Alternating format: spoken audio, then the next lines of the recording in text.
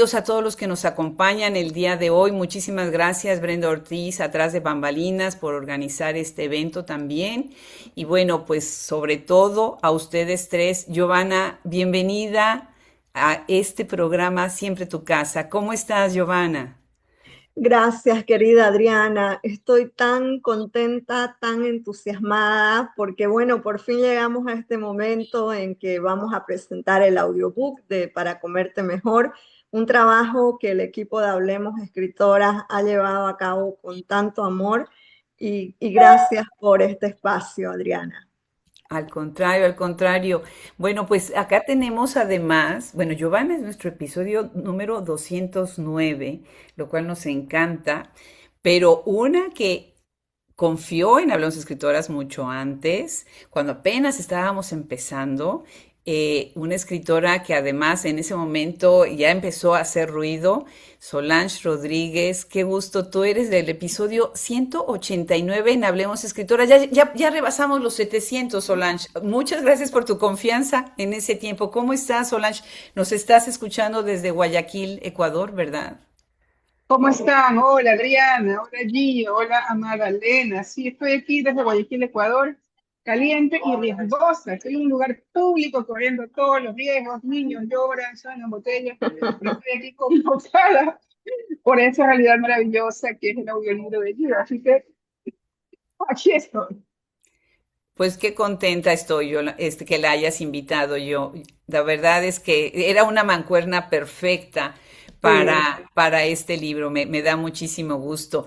Y Lena, quien es nuestro episodio 523, bueno, yo supe de Lena antes de que Lena llegara a América y ahora ya está en Houston, en donde está estudiando en este programa maravilloso que dirige Cristina Rivera Garza en la Universidad de Houston. Acabamos de estar juntas hace no mucho cuando fue este congreso tan lindo que organizó ella con Elías y que salió espectacular. Estuvo también Magela Boudouin por ahí, Liliana Colanzi. Bueno, fue una fiesta increíble. Lena, ahora nos escuchas tú desde Madrid, para ti es la noche. Gracias, Lena, ¿cómo estás? Pues contentísima de estar acá. Muchísimas gracias por este espacio, gracias por esta reunión con escritoras a las que admiro y quiero y que además somos amigas y para celebrar la publicación de un libro que para mí es muy especial, que es Para Comerte Mejor. Así que felicísima, una fiesta. Igualmente, igualmente, Elena. Pues la verdad es que el proceso de hacer un audiolibro es mucho más complicado de lo que pudiera uno pensar. Obviamente ahorita con estas editoriales grandes que ya todos los libros casi casi es el formato, ¿no? O sea, sacan el libro publicado, sacan el libro digital y sacan el libro en audiobook en una semana, ¿no? O en 2 días, o el mismo día todo sucede al mismo tiempo, ¿no? Cuando funcionan en este tipo de proyectos, como hablemos escritoras o editoriales pequeñas o editoriales independientes, es también una selección. Hay libros que quiere uno invitar a que se conviertan en el formato de audio. Y cuando yo leí por primera vez Para Comerte Mejor, se me hizo un libro muy complejo desde la primera lectura y por eso riquísimo. Uno de los mejores ejemplos de lo que está sucediendo en la literatura gótica, que le han llamado el gótico boliviano, le han llamado el libro de lo insólito, le han llamado ya de tantas maneras. Vamos a quitarnos un poquito de tantas etiquetas y vamos a pensar que es un libro que atraviesa muchos otros espacios y que cada uno de los cuentos es casi casi una joya. Por eso es porque las presentadoras de un libro así hacen que todavía haya más eco para la celebración de lanzar un libro en audio. El hecho de que estén Solange y Lena, y los invito a todos vayan a nuestra página web a ver sus perfiles, como de verdad tienen tantos libros, tantas cosas que están haciendo, no nada más en la escritura, sino también en la academia, en la gestión, en la promoción. Los invito a que visiten nuestra página web y lean más sobre ellas. Lo que también quisiera es explicarles, ahorita nosotros, yo me salgo de la cámara, las dejo en conversación y los invito a que vayan a nuestra página web y nuestra página de YouTube, en donde estará esta presentación del libro con nuestras caras en vivo y a todo color, bueno, no en vivo, pero en video, en la página de YouTube, Hablemos Escritoras, en presentaciones de libros. Y después en nuestra página web, hablemosescritoras.org, en donde estará el audio y donde estará también las reseñas y todo el material que hacemos. Algo muy importante, un audiolibro no es lo mismo que un libro impreso. Se convierten en dos textos completamente distintos, tienen dos dinámicas completamente distintas. El que está leyendo un libro se está leyendo a sí mismo, ya sea de manera oral o de manera silenciosa. El que está escuchando un audiolibro está cerca de un susurro que viene al oído, que nos está acompañando en el momento más extraño del día, mientras estamos haciendo la fila para ir al médico, o cuando estamos esperando el transporte público, y en ese momento queremos detener el mundo cuando oímos algo que dijo, ¿qué dijo? ¿Cómo? Y escucharlo de nuevo una y otra vez es una sensación completamente distinta. El reto de hacer Para Comerte Mejor en audio fue mucho por la complejidad de los textos y porque la articulación de la voz también tiene que poder demostrar qué es lo que está sucediendo en el ambiente. Hay muchas empresas que están apostando a los audiolibros que son actuados, que tienen toda una sinfonía de voces, de ruidos, especialmente en el formato de libros para niños. En Hablemos Escritoras no creemos en ese formato. Nos parece que el audiolibro es, como digo, ese susurro de alguien que nos está leyendo a nosotros mismos. Sin embargo, la articulación de la voz es fundamental para poder dar el carácter, y hay grandes libros que se han hecho en audio, que se han vuelto famosos por el audio, a veces más que por el texto, y hay voces que se han hecho famosas por hacer libros en audio. Los dejo en conversación, las dejo en conversación y regresamos en unos minutos con más preguntas del público. Los invitamos a que vayan poniendo sus preguntas en el chat y al final las recogeremos. Que disfruten mucho, queridas, las dejo. Muchísimas gracias, Adriana. Hola, chicas. Muchas gracias por acompañarme en este momento tan especial de Para Comerte Mejor, que como dijo Adriana, ahora está en este formato tan afectivo que es el de la voz humana. Hola Gio, qué dicha estar por acá para hablar de esta felicísima noticia.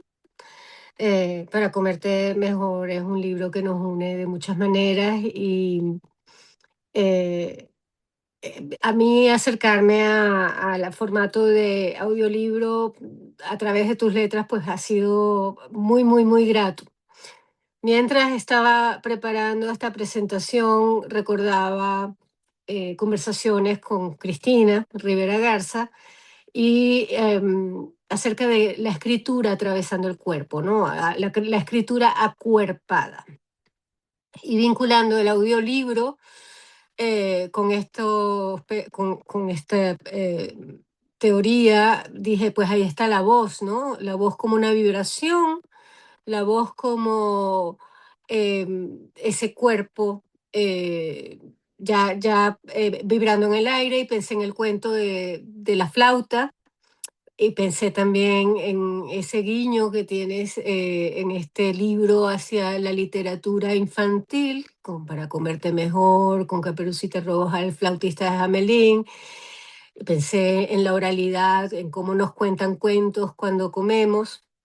Y luego me pregunté, ¿qué preguntas te harías tú misma sobre esto? Porque pensaba yo que en un audiolibro, digamos que uno ha pasado de convivir con el libro en papel, luego el formato digital, ahora está el audiolibro, y en el audiolibro conviven, según pienso, tres voces, ¿no?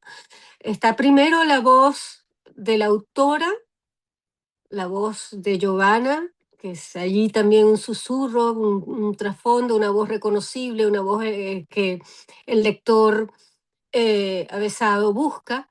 está las voces de los narradores de cada cuento, y luego se suma esta tercera voz que ya daría al libro casi como un aspecto de escultura, ¿no? Que es la voz que narra estas ficciones, estos cuentos.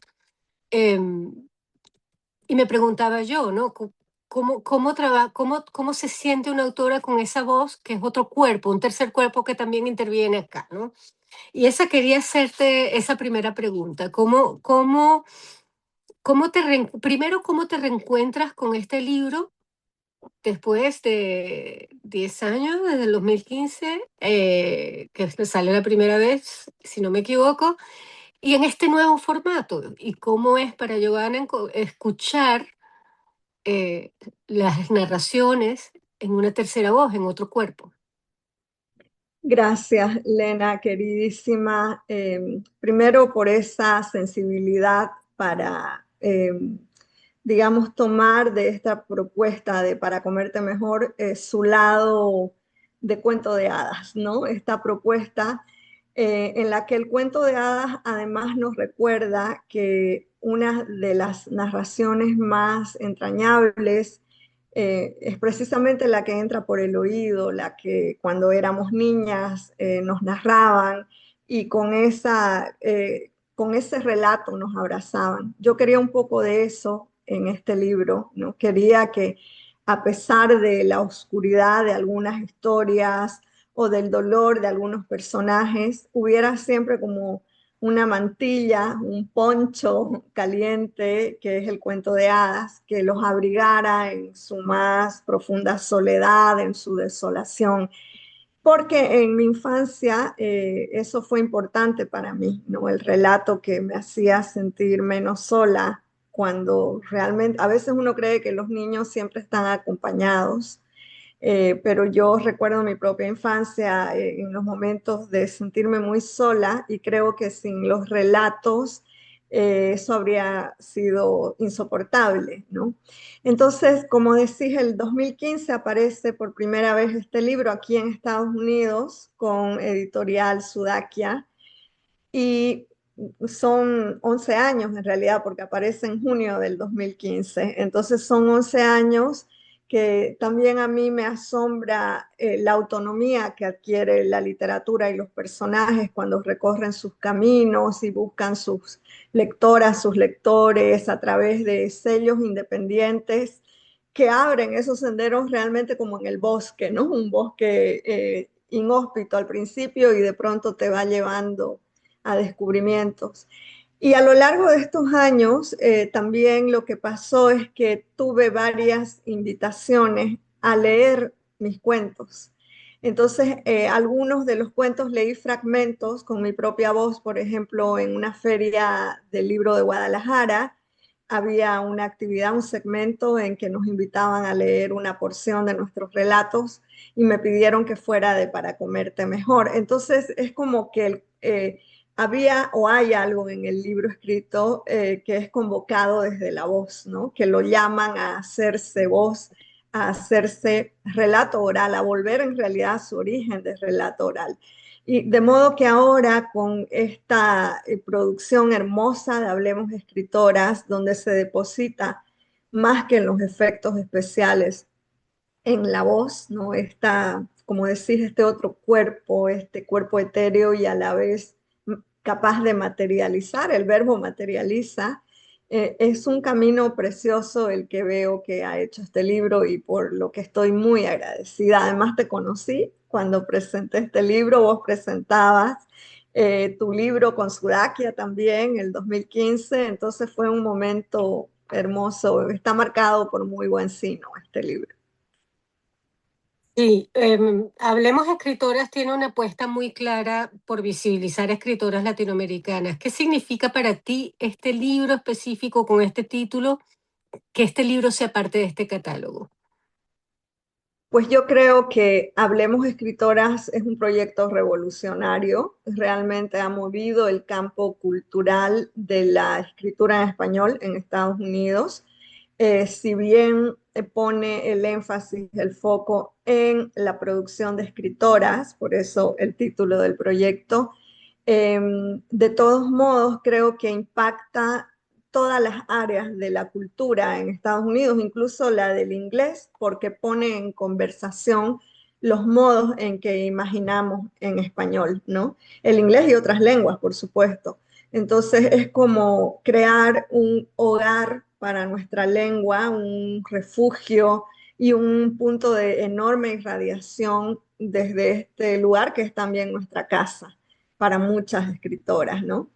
Entonces es como un lugar natural, creo, para el audiobook de Para Comerte Mejor. En esta primera parte estamos hablando del audiolibro, de esta edición en formato audiolibro. Y antes de pasar a Solange para que hable ella desde allí, quería preguntarte si tú crees que el formato cambia en algo el pacto con el lector. En este caso sería escuchador, oyente, eh, y de qué modo completa ese oyente esa historia, como cuando un lector escribe, ¿no? Coescribe con uno, ¿no? Co- ¿Qué, Eh, qué, qué, qué prefiguras tú allí? O si tú oyes libros, ¿cómo es esa experiencia tuya como oyente de libros? Sí, a mí me gusta mucho oír. Cuando, por ejemplo, alguna amiga, amigo me deja un audio en el WhatsApp y me dice lo que ya sabemos, oh, esto es un podcast. Digo, pero qué lindo poder acompañarme de la voz de esta persona tan querida con 10 o 12 minutos de audio, ¿no? Y mi hija me dice, ¿cómo se pueden dejar audios tan largos? Puede ser una cuestión generacional, no lo sé, pero lo que quiero decir es que el hecho de que ahora podamos acompañarnos con relatos, sea en audiobook o incluso a veces escucho conversaciones en YouTube mientras me estoy bañando, es como darle un lugar a la creatividad que entra por este sentido tan íntimo que es el del oído. Entonces, el hecho de que Para Comerte Mejor ahora pueda proponer un pacto de lectura que involucra el cuerpo del otro, como bien mencionabas, este acuerparse de la escritura, de la imaginación, me parece que enriquece la propuesta del libro, ¿no? La enriquece tremendamente porque además es como un cuerpo que está habitando una casa, vamos a decir, que está lavando los platos y que al mismo tiempo está escuchando mi reescritura del flautista de Hamelin y de repente estos actos del cuerpo, este cotidiano, esta vida doméstica se mezcla con la imaginación, recordándonos que la imaginación tiene ese poder de permear todas las capas materiales de la vida hasta, ¿no?, retornar a este lugar secreto, íntimo, donde creamos una nueva lengua entre quien lee y quien propone, y esta lengua además intervenida por una voz, otra, alguien que interpretó los cuentos. Entonces es crear una comunidad íntima y eso me parece tan precioso en estos tiempos. Totalmente de acuerdo contigo. Y de qué forma tan honda y sensible dices las cosas siempre. Siempre es un gusto escuchar tus respuestas. Voy a darle paso a Solange y luego hablaremos más del libro Para Comerte Mejor. Gracias, Lena. Gracias, Lena. Gio, hay que recordar también algo. Tú y yo nos conocimos en la presentación de Para Comerte Mejor en Quito. O sea ¿Verdad? que sí, sí que esto ha sido muy significativo el volver al origen con este texto que es importante para tu literatura, ¿no? El inicio de un texto que sigue siendo pionero al momento de trabajar el concepto del cuento de hadas en América Latina. O sea, a mi parecer, pero ya vamos a hablar de eso un poco más adelante. Quería volver sobre una idea que Elena acaba de mencionar, porque justamente ahora, dada la escasez de tiempo, cuando hablamos de clubs de lectura, no es solamente personas que se reúnen para hacer comentarios de textos que leyeron cada uno por su cuenta. los clubes de lectura contemporáneos están proponiendo el hecho de reunirse para leer en voz alta. Entonces, eso es muy particular porque significa que el sujeto contemporáneo está tomado en su tiempo íntimo por todo, o sea, por el capitalismo, por la producción, y no tiene tiempo ni siquiera para hacer algo que hacíamos en el pasado, que es reunirnos, o sea, estar leyendo en silencio y luego reflexionar de eso, ¿no? Entonces, que los clubes de lectura se reúnen para encontrar tiempo de lectura y lean en voz alta, me parece muy significativo. O sea, es la señal de que tal vez algo tan preciado como, no sé, pues no, el tiempo particular de reflexión se está reduciendo. Entonces, sobre esta misma línea, te quería preguntar de si tú tuvieras que hacer un ejercicio de imaginación a propósito de quién sería la escucha, ¿no? Ideal, o cómo te imaginas que sería el escucha soñado para escuchar este ejercicio de voz de este audiolibro de Para Comerte Mejor. ¿Qué circunstancias te imaginarías?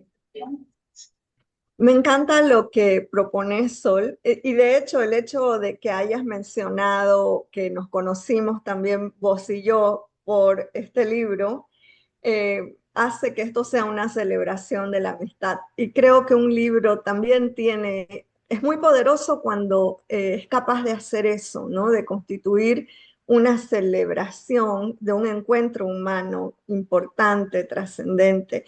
Y lo que me estás contando de clubes de lectura que de pronto vuelven como a la noción primordial de tribu que se lee, que se cuenta alrededor de una fogata, es hermosísimo. O sea, esa sería para mí la utopía de este libro, que fuera capaz, por ejemplo, de, no sé, en Bolivia, por ejemplo, se celebra la noche de San Juan, que como en esta parte del planeta, en esta parte de Sudamérica es el invierno, entonces se considera la noche más fría del año, aunque con el cambio climático ya no se sabe, pero no importa. Si yo pienso en una estampa utópica, pues me imagino a lectoras y lectores como alrededor de una fogata, tomando un licor caliente y leyendo partes del libro que le hayan gustado o escuchando el audiobook,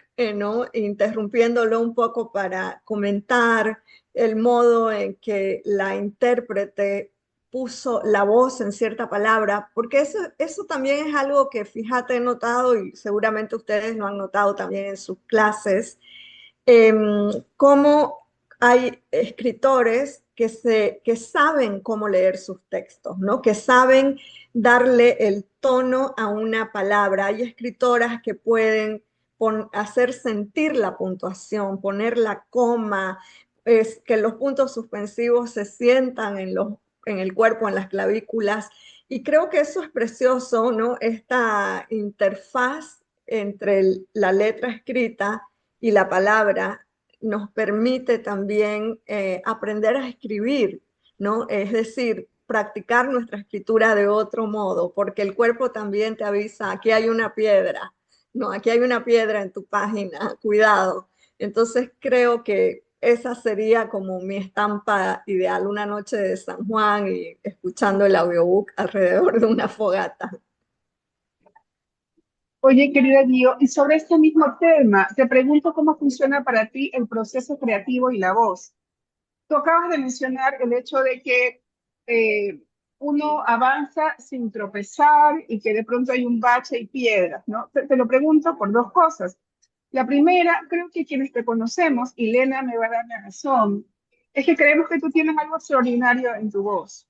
Tienes el don de la calma o tienes el don, no sé, ¿no? Como de una sabiduría particular cuando hablas. No sé si Lena, tal vez una voz antigua, de otra era, no sé, astral. Pero tu voz tiene el don del sosiego y la sabiduría, tal vez son tus ancestras, ¿no? Eso por un lado, en relación con tu voz. Y no sé si te pasa, porque lo he escuchado de varios autores, que para poder entender su texto está maduro, lo lee en voz alta. Y si algo salta, es como un bacho, ¿no? Entonces retrocede sobre esa palabra y, digamos, pavimentas y cambios, ¿no? ¿Te pasa a ti lo mismo? ¿Tienes que leer en voz alta tu texto para ver si funciona, si es eficiente? Sí, sin duda me pasa, ¿no? Me pasa que incluso a veces publicado un cuento, yo me he dicho, parece que este cuento yo no me lo leí en voz alta, porque si me lo hubiera leído en voz alta, habría detectado tal cosa, ¿no? Entonces, incluso a veces un texto después de publicado y que yo lo estuve trabajando con la voz mental, pero no lo puse en este aparato maravilloso, ¿no? Que es ¿cómo se dirá? Fonolingüística, el aparato fónico, digamos, no lo puse ahí. Y cuando ya, porque me invitan a algún lugar y lo leo, de repente ahí me doy cuenta y me digo, se ve que esto no me lo leí en voz alta, lo habría detectado, ¿no? Entonces, a mí me parece importante que pase por el cernidor de la voz, porque la voz es donde la vida también está latiendo, ¿no? Está realmente, la voz es el corazón de la enunciación de la vida. Entonces, poder leer lo que estás trabajando, yo creo que es una práctica importante, es una medida que nos puede, es como, también es un desapego, ¿no? Al sacar la letra a la voz, hay una, le llamaré una bifurcación del texto que al desapegarse del papel te puede advertir de ciertas cosas, me parece. No, no es descabellado pensar que ese sería un buen cernidor, ¿no? De cosas que queremos mejorar en un texto. Y una última pregunta a propósito del tema de la oralidad, por lo que estamos dando vueltas.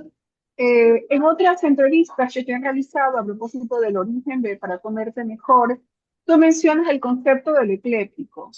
Tú dices que has tomado historias de los cómics, o sea, de tus inicios, ¿no? O sea, has tomado historias también de metahistorias, ¿no? Piensa en Frankenstein, por ejemplo, ¿no? Que está presente ahí, el tema de la mujer creadora o de la madre, pero de la que ya hablaremos. Ya, y quería preguntarte cuán importante ha sido para ese libro el tema de la tradición oral y el tema de las historias que se han contado para poder armar este libro de cuentos. Bueno, aprovecho de comentar, porque por ahí luego se me olvida, la circularidad eh, que ha atravesado este libro, porque uno de los cuentos, eh, creo, sí, es el cuento La piedra y la flauta, está muy inspirado en un audiobook o audiocuento que yo escuché, podríamos decir, las mil y una noches de mi infancia durante muchísimo tiempo. O sea, escuché durante, como digo, mil y una noches cuando era niña, porque mi padre un día me trajo un cassette. Acordémonos que somos de la generación de los cassettes lado A, lado B. Entonces me trajo un cassette con la grabación del flautista de Hamelin. Y yo lo escuchaba, era mi único audiocuento en la historia de mi infancia, el único que tuve. Entonces lo escuchaba todas las noches antes de dormir, pero todas, ¿no? Yo creo que iba a volver locos a los adultos de la casa, pero era mi momento más amado del día. Y de hecho, este audiobook empezó, o este audiocuento empezó a experimentar transformaciones, mutaciones, porque la grabadora Panasonic en la que escuchaba, y que era una grabadora de mi padre, que era la modernidad de la época, se llenó de chulupis en un sur, una noche muy fría, los chulupis, que son como cucarachas de la Amazonía boliviana, eh, buscando calor o enloquecidos, porque suelen enloquecerse cuando llega el viento del sur, se metieron a la Panasonic y de modo que en las siguientes noches yo escuchaba el audiobook con muchos efectos especiales porque eran los chulupis desesperados, ¿no? Adentro del aparato. Y esta experiencia se quedó en mí, esta especie de asco y de amor por la escucha del audiobook, asco por todo lo que me imaginaba que hacían los chulupis, pero también de amor por esa voz que me acompañaba en noches de invierno. Y cuando yo escribo La piedra y la flauta, que es un retorno trastornado, por supuesto, un retorno adulterado por el, llamémosle gótico, convengamos en eso esta vez, eh, por ese cuento de hadas tan oscuro, porque en realidad el cuento original es también muy violento, ¿verdad? Entonces hay un secuestrador de niños, que es el flautista justamente.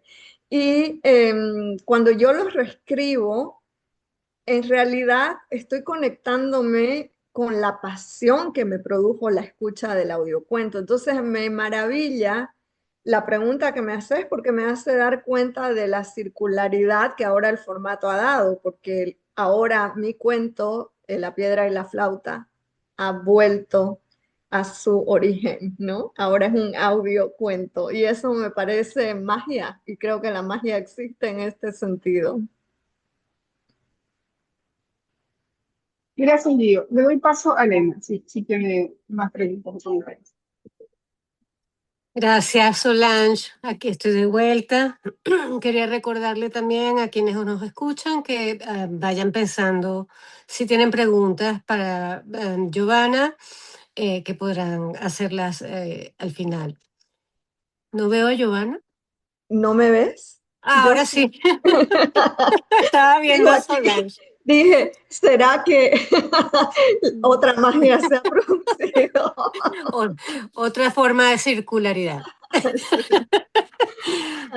Ajá. Quería irme, bueno, hay tantas cosas que preguntar y hablar contigo, eh, y vinculándolo de nuevo con la voz y la respiración, se me ocurre irme a los acentos, que es algo que tú trabajas muchísimo en tus obras, en tus narraciones.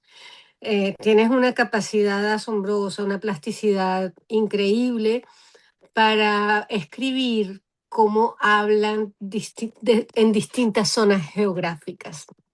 Yo he visto que los autores que tienen, las autoras que tienen esa capacidad, generalmente sus ficciones presentan también comida, hambre, formas de devorar, ¿no? Entonces, pienso, una primera pregunta, en cómo respira este libro, ¿no? O sea, porque el hambre también es una forma es una respiración, es una vibración, ¿no? Si el hambre sonara, es eso, ¿no? Una vibración. ¿Y cuántas hambres conviven en este libro? Ujú. Sí, Desde el que comerte mejor, ¿no? Desde el título en claro, adelante. claro, es cierto. Qué interesante pregunta.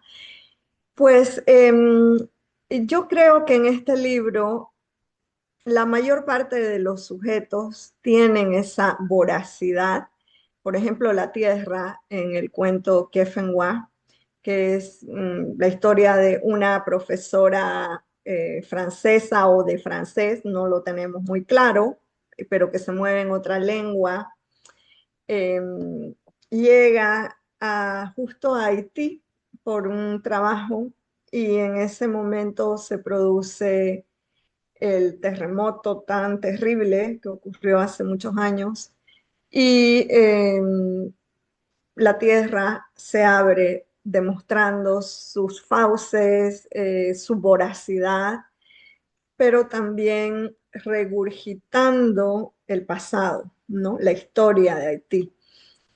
Yo quería jugar, por ejemplo, ahí justamente con este sistema digestivo, le llamaremos, de la tierra, que no solo se tragaba los cuerpos y los apilaba en fosas, sino que ofrecía de todo su sistema intestinal lo que la gente había ido escondiendo, ¿no? A través de la historia y de modo que este personaje sirve como testigo porque ella no es en realidad una protagonista histórica, sino una turista testigo de este fenómeno. Entonces, ahí es un ejemplo de esa voracidad que bien señalás. Y está también la elipsis del hambre, ¿no? En el sentido de que tampoco había que comer en ese momento y pues se roza el canibalismo. En otros cuentos, el hambre probablemente es más metafórica, es un hambre de vida, es un hambre de fantasía, como en Humo, por ejemplo, hay una chica que está despidiendo a su abuela muerta en el funeral y llega un joven que ella consideraba desaparecido. Entonces, el hambre que se desarrolla en ese momento es quiero el recorrido de la vida que él tiene. No soy tan joven, he quedado huérfana, quiero como comerme esa vida. Justamente es en ese cuento donde el personaje le enseña que contar cuentos, ¿no? Cuentos orales, por ejemplo, en cumpleaños para niños, es también una forma de vivir, que se podía vivir del cuento y volverse uno mismo eso. Entonces, por eso me fascina tu pregunta y claro, está también la respiración, una respiración a ratos resurrecta le llamaremos, porque por ejemplo en el cuento Yuku, la primera respiración a la que adviene una niña es un cuento algo controversial porque recuerdo en el 2015 cuando presentamos juntas nuestros libros, vos presentabas Hormigas en la Lengua y yo este libro. Recuerdo que nuestro presentador tan amable me dijo que le habían gustado todos los cuentos, pero que no había podido leer Yuku porque había una niña en peligro y eso lo estremecía mucho, ¿no? No voy a arruinarles a las posibles lectoras el desenlace justo del cuento Yuku, pero ahí la respiración es importante porque es como la primera voracidad de un cuerpo que adviene a la vida, no importa si de bebé o de infante o después de 2000 años, pero como que la respiración es esta pulsión total de ponerlo el cuerpo a circular en el azar de la vida, en la entropía tremenda de la vida, ¿no? Entonces, están como esas dos pulsiones efectivamente en este libro. Sí, Yuku, por supuesto, es uno de mis cuentos favoritos. No debería decirlo, pero porque todos Ay, me gustan. Pero ese cuento me gusta muchísimo además, y, la niña se llama Lena. y abunda en comida. Y entonces yo estaba pensando que en general los cuentos, cuando tú los trabajas con el alimento, siempre te vas hacia el borde, ¿no? Hacia el límite, ¿no? Entonces, la víscera, ¿por qué hay tanta víscera?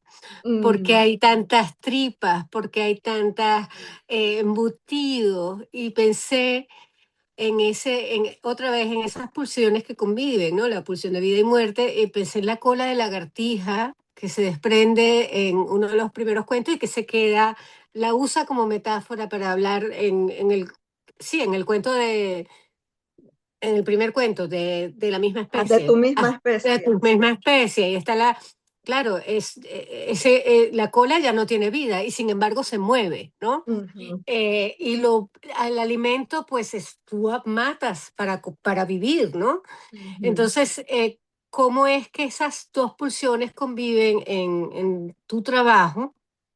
Y cómo escoges las comidas, porque además también te inventas comidas, ¿no? También te creas comidas. ¿Qué es la comida en tu obra?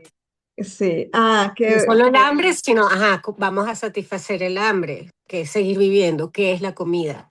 claro. Justo en Yuku, por ejemplo, em, ese cuento nace por una invitación a crear un cuento sobre comidas, que era una antología de distintas comidas del mundo, ¿no? Especialmente de Hispanoamérica.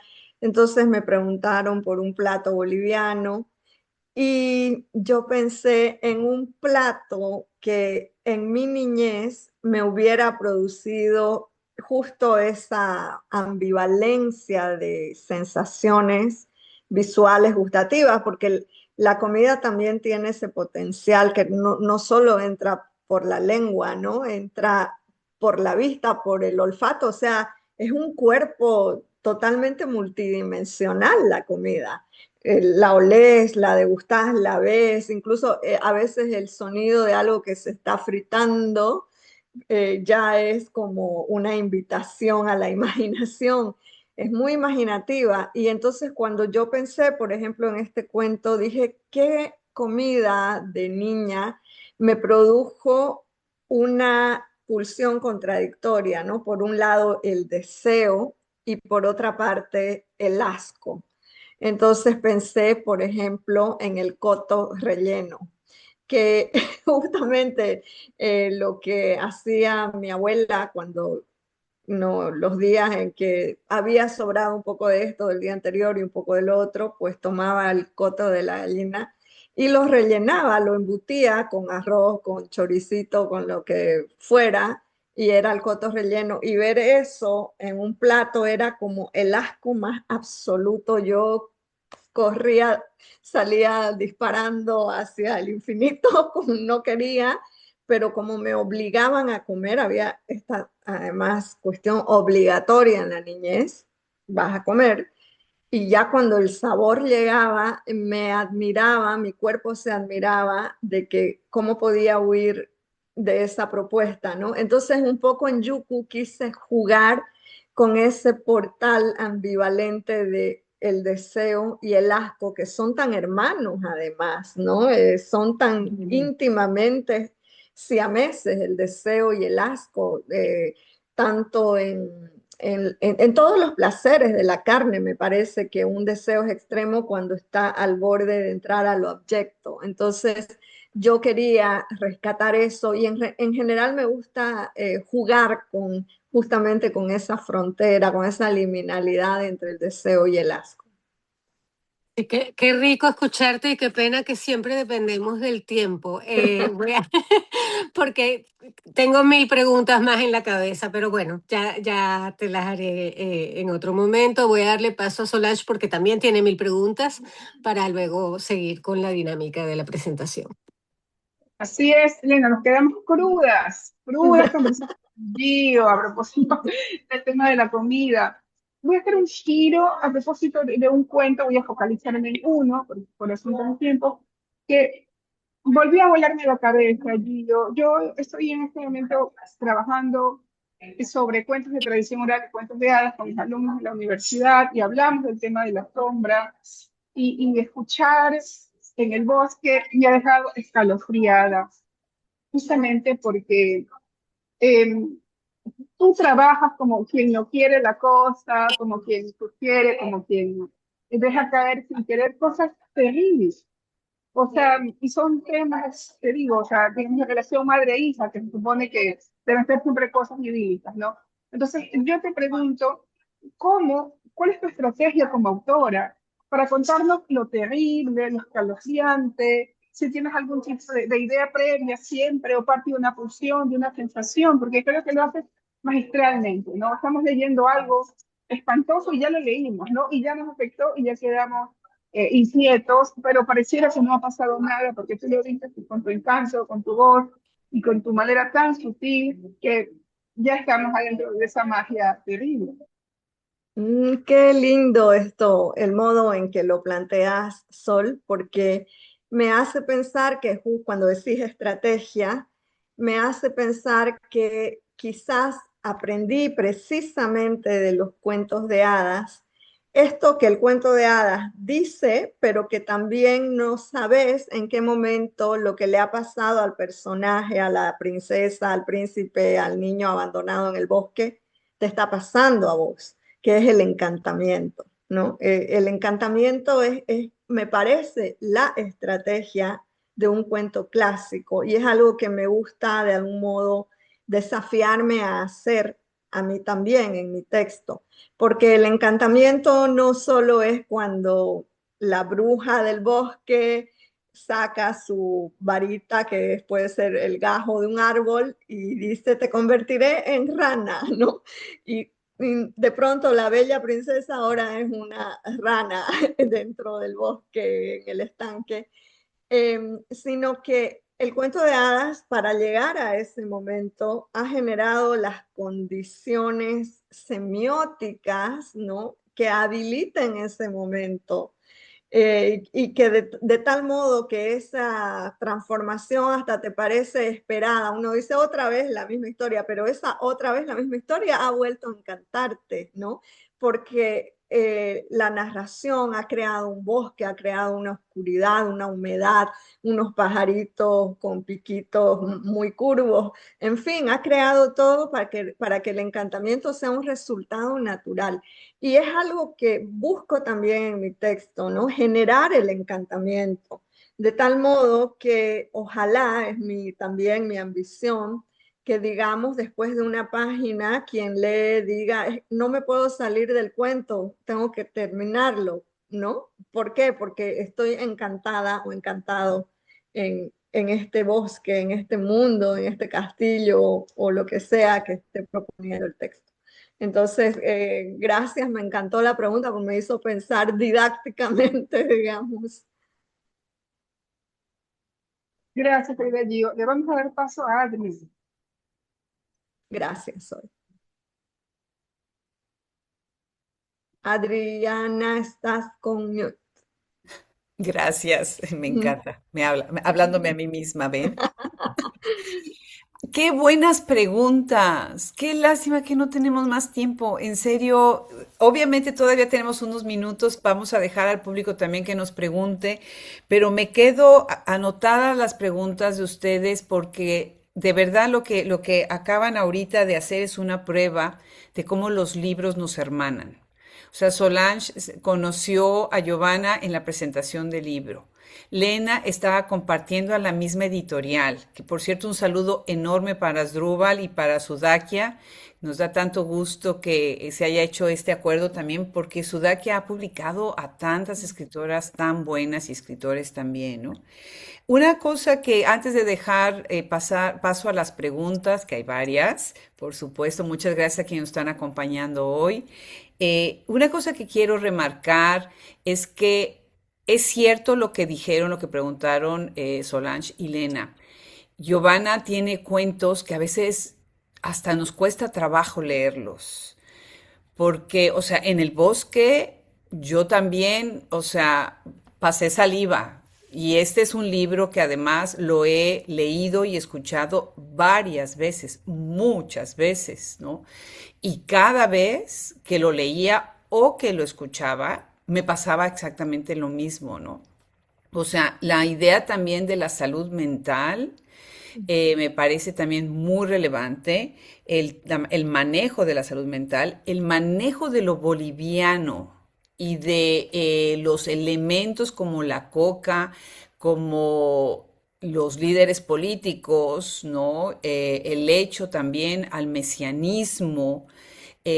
Otra cosa que me parece también muy importante en el libro son las mujeres, la voz, cómo se articula en las jóvenes, en las protagonistas jóvenes, pero también en las mujeres que de alguna manera están apoyando cultos, tradiciones, la cuestión del culto, de la reverencia ante una figura de autoridad, el sacrificio humano, pero sobre todo el sacrificio, y no vamos a hacer ningún spoiler, ¿no? De la mujer que da su cuerpo para la maternidad y después qué pasa con ese sujeto niño que ya es una premisa también importante acerca de la corporalidad. Y no vamos a decir nada más porque ahí hay una cosa bien importante.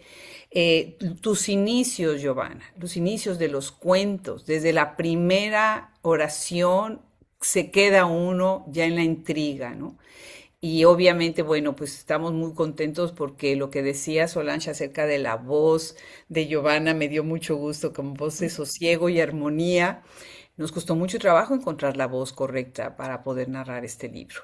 Sí, también hay voces que se dan para ciertos libros y voces que no. Y bueno, pues Brenda, te damos la bienvenida también para que te sumes a este panel y empecemos con las preguntas buenísimas que hay por ahí. Gracias, Brenda, te escuchamos. Bueno, tenemos aquí una felicitación por Claudia Salazar a Giovanna por esta publicación y comenzamos con Gracias. las preguntas. Hay escenas incómodas en el libro, pero también muy hipnóticas. ¿Qué buscas provocar emocionalmente en el lector? Oh, gracias. Y gracias, Brenda, por todo el apoyo y el trabajo. ¿Qué busco? Pues yo creo que me gusta invitar a la lectora, al lector, a mirar su propia sombra, ¿no? Porque cuando yo escribo esas escenas incómodas, también estoy indagando en mis heridas, ¿no? No estoy por fuera del texto, no es mi vida, no es un texto autobiográfico, pero son heridas humanas que probablemente las he sentido intensamente y que por eso puedo poner ese tajo, ese recuerdo del dolor o esa humillación en mi personaje, ¿no? Porque conozco, sé qué se siente, sé cómo se ha producido esa herida y entonces lo que le estoy proponiendo a quien lee es que mire en su propio interior dónde es que comparte esa condición humana del personaje. Ok, muchas gracias. Tenemos otra pregunta de Andrea que dice, ¿qué te interesa de la experiencia íntima del audiolibro? ¿Dónde literalmente escuchamos la historia dentro del cuerpo? Ah, qué linda pregunta. ¿Qué me interesa del audiolibro? Pues me interesa que de algún modo, sin pedirnos renunciar a nuestras herramientas intelectuales, teóricas o lo que nos acompañe como adultos, como criaturas adultas, de algún modo también nos invita a volver a la infancia. Creo que ese viaje que propone la voz que nos narra me parece una propuesta de serenidad en el sentido de que te dice, yo te voy a contar tranquila, tranquilo, me voy a hacer cargo de esta historia, relájate. Y creo que eso es una de las propuestas que me encantan. Y claro, el audiobook entra técnicamente por los oídos, pero de pronto todo el cuerpo se involucra, ¿no? Si algo te produce ganas de llorar, pues tú estás respondiendo todo tu sistema endocrino cognitivo a esa escena imaginada y que está levitando en la voz. Entonces creo que justamente el audiobook nos permite hacer con el cuerpo muchas cosas y eso es también lo bello de este formato. Antes de que hagas la siguiente pregunta, déjame regresar a lo que dijo Lena, ahorita que dijiste de cómo del oído se piensa al cuerpo, me gustó mucho esta cuestión de la comida y lo que estaban hablando del asco, ¿no? Porque si hay escenas en el libro que las oyes y dices, esta escena la quiero oír otra vez, ¿no? Para sentir lo que acabo de sentir, ¿no? Porque sí, efectivamente, o sea, es como que se viene al estómago, lo que acabas de escuchar se viene al estómago, ¿no? Perdón, Brenda, sí. Eh, bueno, otra pregunta dice, en tu obra lo cotidiano muchas veces se vuelve extraño o inquietante. ¿Qué te interesa de ese punto donde lo familiar deja de sentirse seguro?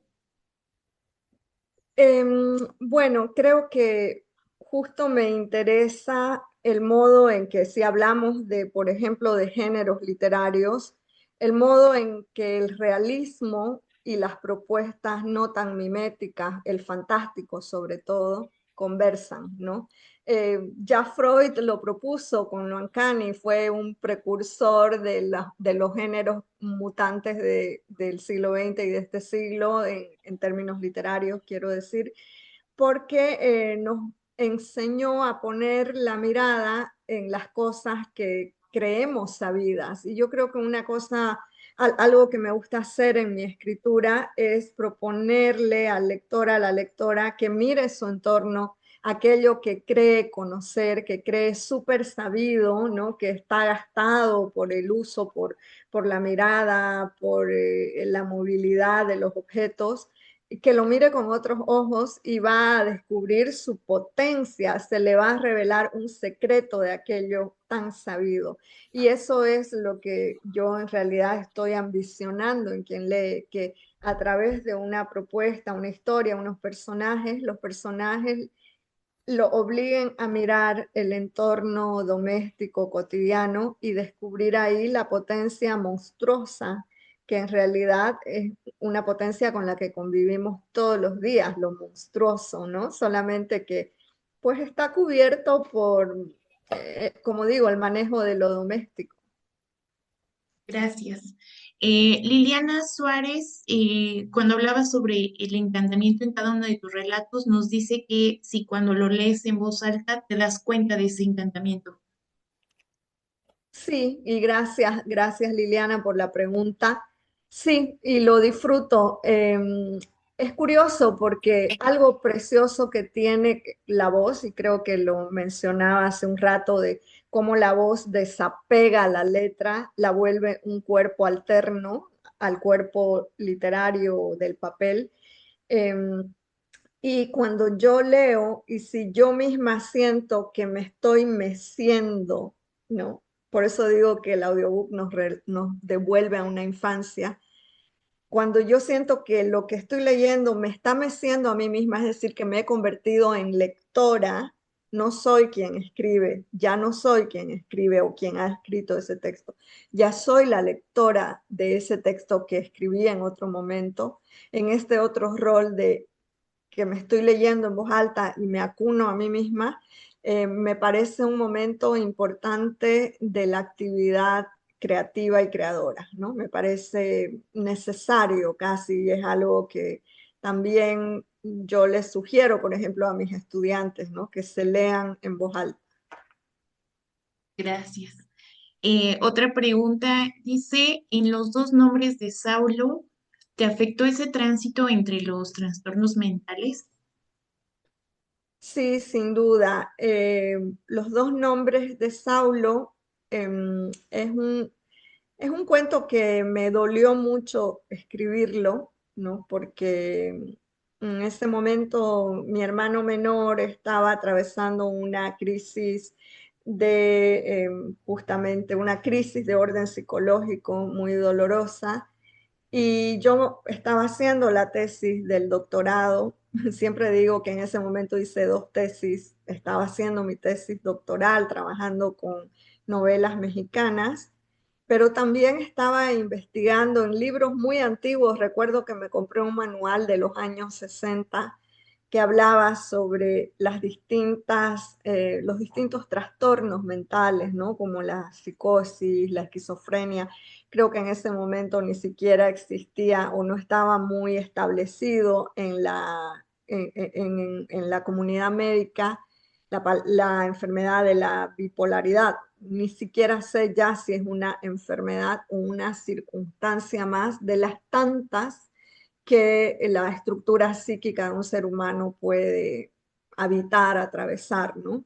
Prefiero no llamarla enfermedades, una característica. Y bueno, en este libro digo, había descripciones de casos que de pronto gatillaron este cuento y es una lectura con la que me involucré. Era un libro, como digo, un manual en inglés antiquísimo, me llegó por Amazon con olor a polvo, así, pero me ayudó como a empatizar, a sentir mejor lo que es que el cuerpo también sea el hogar de otra forma psíquica, ¿no? De no la que deseáramos, no la que una familia espera, sino cómo ser ese gran otro dentro de una familia. Y eso era, la vía de este cuento va por ahí. Ok, muchas gracias. Gracias. Rosemary Salum nos dice, enhorabuena por el audiolibro, tanto a Hablemos Escritoras como a Giovanna. Es fascinante ver la vuelta de la literatura a su expresión oral. Me gustaría que Giovanna ahondara en esa parte del terror gótico y el weird que se desarrollan en la realidad boliviana, como los paisajes, mitos, desigualdades, políticas, etcétera. Gracias. Sí, bueno, durante estos años hemos estado hablando mucho de cómo la categoría o la etiqueta, a veces es solo etiqueta porque no se reflexiona mucho al respecto, de gótico, se volvió en algún momento, sobre todo en la circulación periodística, como una etiqueta todoterreno, ¿no? De pronto, si había una sombra, la escritora escribía una sombra, se pintó en el suelo, ya era gótico. Es decir, con muy pocos rasgos, de pronto se categorizaba un texto de gótico y ahí es donde había cosas con las que yo no estuve de acuerdo en algún momento de la emergencia del gótico. Pero sí creo que en mis búsquedas hay una tendencia como a ver los pliegues de la realidad. Es una búsqueda desde muy temprano en mi escritura, incluso como lectora, desde muy niña busqué eso, ¿no? Quizás adoctrinada por la literatura que estaba a mi alcance en ese momento, que como Solange lo recordaba, o Lena, era muy ecléctica, ¿no? En la que mezclaba desde los cómics hasta, por ejemplo, mi abuela era muy lectora de magazines que anunciaban la inminente llegada del fin del mundo, porque el año 2000, recordemos, era el límite, ¿no? De la vida, de todo. Y ahora creo que mi abuela tenía razón y que fue el límite de otra vida. Pero bueno, lo que quiero decir es que esa sensibilidad tempranamente nutrida en mí, en mi forma de mirar las cosas, pues me hizo buscar lo mismo en mi entorno, porque yo lo leía en cómics, lo leía, como digo, en magazines. Mi primera entrada a un gótico como más serio y precioso y a la verdadera literatura fue cuando leí eh, Pedro Páramo de Juan Rulfo, ¿no? Ahí sí mi cuerpo se estremeció y dije, esto es otra cosa. Y yo era muy chica todavía, pero no podía distinguir y decir esto es literatura. Fue mi cuerpo el que lo registró primero, sabía que estaba ante otra cosa. Y yo me preguntaba si eso lo podía ver en mi entorno, es decir, si esa misma sensibilidad era aplicable a mi vida, a los paisajes que yo veía, ¿no? En Bolivia, digamos, en el corpus educativo, la literatura con la que me eduqué en la escuela era principalmente de la zona andina de Bolivia. Y entonces mi pregunta que me aguijoneó durante muchos años fue, ¿yo puedo ver esa literatura aquí donde yo vivo? Es decir, en las tierras bajas de Bolivia, ¿la puedo ver? ¿Dónde está? ¿No? ¿Dónde está? Porque claro, como no era parte del corpus escolar, había un vacío que yo quería llenar y que luego, claro, con lecturas, ya en la juventud, en la adultez, fui completando, pero sentí el deseo como de proponer también yo una mirada oscura dentro del trópico. De ahí nace, por ejemplo, el cuento Yuku, un vampiro en la Amazonía, ¿no? Bueno, eso, me he ido mucho por la rama, lo siento. Muchas gracias. Y por último, ¿cuál creen que es la importancia de no solo leer los libros, sino también escucharlos? Mm, yo creo que la importancia es el goce, ¿no? Así como es como una alternativa a la relectura. Yo soy mucho de releer libros que me han gustado. Eh, Creo que la relectura te permite desafiarte a vos misma de no solo en la comprensión lectora, no, porque uno es otra, leer el mismo libro después de 5 o 10 años, pues te recuerda que estás leyendo también con tu experiencia vital, ¿no? No solo con la mente o con descifrar semánticamente la propuesta literaria, sino estás leyendo con tu humanidad, con la experiencia en la vida. Eso es lo que nos hace lectoras realmente, este cruce entre experiencia vital y el texto, que se vuelve otro gracias a que sos otra. Entonces, creo que la importancia de escuchar un audiobook, además de haber leído el libro o de acompañar probablemente simultáneamente ambas lecturas, es desafiar tu goce, ¿no? Ver cómo cada propuesta también te coloca en un distinto lugar de percepción y te hace descubrir probablemente cosas diferentes, cosas, la voz, la entonación probablemente te ayudó a encontrar la revelación del texto que se manifestaba de otra manera en la letra escrita. Entonces, para mí es una multiplicación del goce. Esa pregunta me gustaría oír también a Solange y a Lena.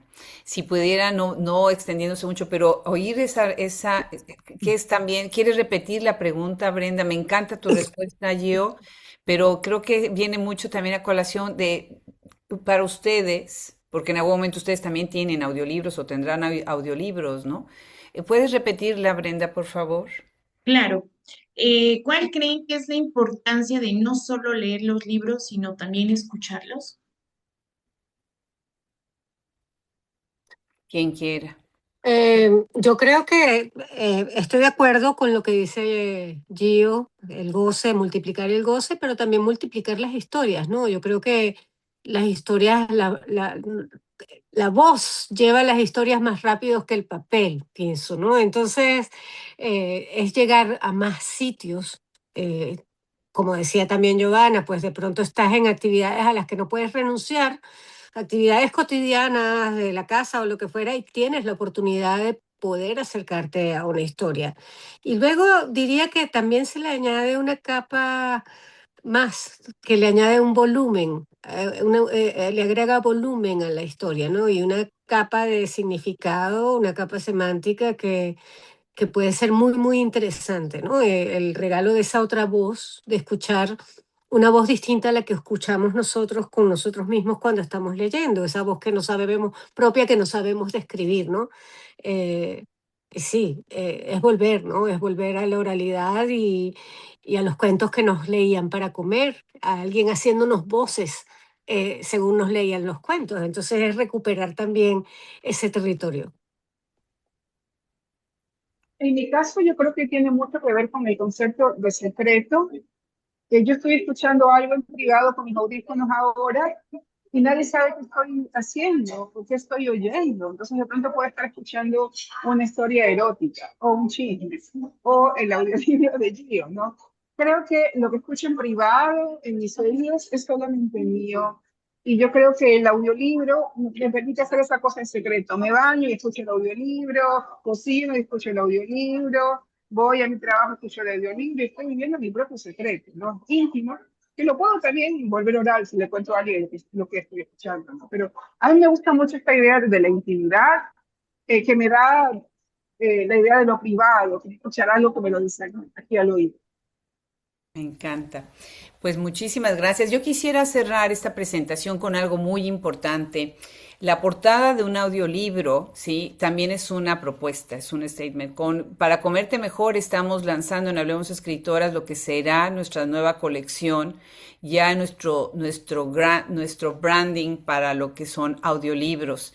Tenemos además una artista maravillosa que es nuestra artista residente, Mitana Boykova Yosefi, que es la artista de esta portada, una portada que se trabajó muchísimo, aunque parece a veces la gente creo que ve las portadas de los libros y no piensa en que la portada es lo que casi lo que la gente ve y decide a veces si comprar hasta el libro, ¿no?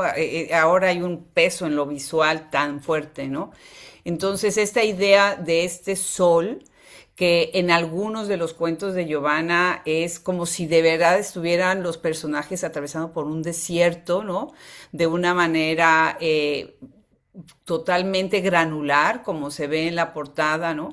Y a la vez que quede lo suficientemente abierto como para poder abrir un abanico grande en los cuentos tan diversos, que no es lo mismo cuando es una portada de una novela, ¿no? Que es pues algo pues mucho más acotado que cuando es una portada de un libro de cuentos en donde hay una diversidad, ¿no? De personajes y de espacios y demás. Entonces, bueno, un reconocimiento también para nuestra artista y para el diseño que se hizo en este nuevo formato por Enigma Diseño, que es nuestra empresa de branding de Hablemos Escritoras. Tenemos unos minutos para cerrar, si quisieran las tres brevemente. Muchísimas gracias, Brenda, por ayudarnos con las preguntas y muchas gracias a todos por la... Qué curioso, me acaba de caer una arañita mero enfrente de la computadora. Ahorita la tengo aquí atrapada. Muy bien. ¿Quieren dar unas últimas palabras para ir cerrando la conversación? Bueno, yo quería decir, antes de despedirme, que se animen, que busquen el libro, que se animen a conocer este catálogo que está iniciando Hablemos Escritoras, y que apoyen el trabajo de Hablemos Escritoras, que lo difundan porque es una empresa enorme, un trabajo inmenso que nos da visibilidad y que se hace con la mejor de las voluntades y con el corazón más grande. Gracias, Lena. Sí, yo también comentar muy brevemente el hecho de que durante muchos años las mujeres hemos insistido y peleado y de este espacio porque se escucha nuestra voz. Entonces tenemos que hablar, y estamos hablando con nuestra voz propia en este momento, y eso no es una cosa ni trivial ni secundaria, ¿no? Estamos reclamando un espacio histórico que nos ha sido negado, y me parece muy importante el hecho de que sean voces femeninas y que sean mujeres dando voces a mujeres. Entonces eso es algo, una conquista política incluso, y eso es muy importante, lo tenemos que tener presente. Así que adelante con este sueño, que el camino es todavía largo y por conquistar. Gracias. Yo les agradezco tanto, tanto a Hablemos Escritoras, a Adriana, que me invitó a ser parte de este catálogo precioso que siempre he admirado y que siempre recomiendo este proyecto. Y gracias a todo el equipo, a Brenda, a Andrea, porque han estado atentas a cada detalle, ¿no? Esto es un trabajo de semanas, de meses, y bueno, la producción del audiobook tomó un año o más probablemente. Y también con todo mi corazón, gracias Sol, gracias Lena por acompañarme. No pude haber estado mejor acompañada para hablar de estos cuentos. Las quiero muchísimo. Ustedes saben que siempre creo en estos plieguecitos supernaturales de la vida, y el hecho de que celebremos juntas el nacimiento del audiobook es para mí como cuando las hadas madrinas llegan a la gran fiesta del bautizo de la criatura, de la princesita. En este caso no es una princesa, no quiero que sea una princesa, quiero que sea un espectro de monstruos dentro de Para Comerte Mejor, y qué mejores madrinas que ustedes. Muchas gracias, las quiero muchísimo, y gracias a quienes nos han acompañado, a quienes van a luego a acercarse al audiobook. Gracias, lectoras y lectores, porque sin ese oído y sin esa sensibilidad está incompleto el puente. Muchas gracias. Muchísimas gracias a las tres, de verdad, de todo corazón. Muchas gracias a quienes nos acompañaron el día de hoy.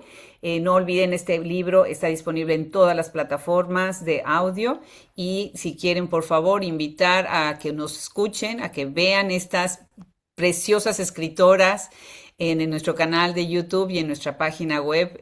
Pasen la voz, pasen la voz.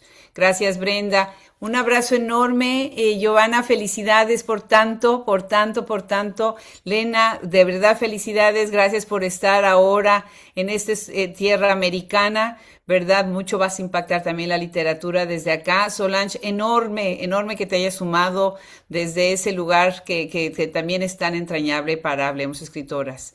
Muchas gracias a todos. Nos despedimos. Gracias.